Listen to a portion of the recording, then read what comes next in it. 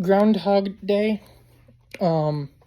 This is one of the more like famous Bill Murray comedies, where he plays like a weather anchor who gets sent to this town on obviously Groundhog Day, and then he ends up in a loop where he's reliving Groundhog Day over and over again until at the end he like finally learns his lesson, which is basically be a better man, and it's broken.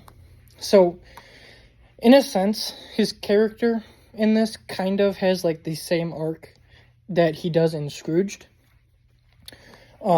Like pretty basic, but it's like kind of the same one where it's like he starts off as like just this horrible guy, and then throughout the course of the movie like learns to be better. And both of them are some of his best movies, because I think that this is my second or third favorite one, if you include Ant-Man and the Wasp 3, which he's barely in it, so I don't really like doing it. But if you don't, Ghostbusters is like the only other movie that I would say I like a bit more than this. And then Scrooge is like probably third. But the concept is really cool, and like just seeing all these different scenarios is really cool, and it leads to some fun stuff where he just kind of memorizes the day. He's able to like learn piano. He's doing all these different things. And from what I heard, Harold Ramis, who obviously was Egon in Ghostbusters, he directed this. I'm pretty sure I heard somewhere that in the movie it doesn't like really specify.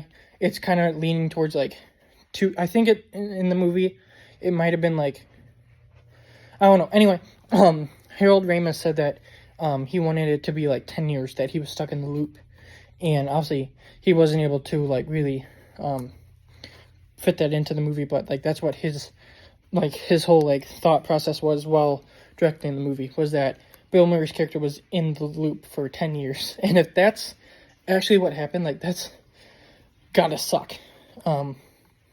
Like you can do a lot of stuff during those 10 years. Like you could watch a bunch of things and you would remember it, but it would only like, you wouldn't age. Like there's a bunch of cool things you could do, but at the same time, reliving the same day for 10 years would suck. But I do like the story where it's like just like cherish the time and everything.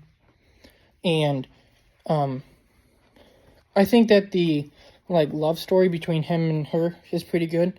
And you gotta kind of give it leeway, because it's like she falls in love with him in like one day from her point of view. But I really like this movie, and I'll have to start watching it every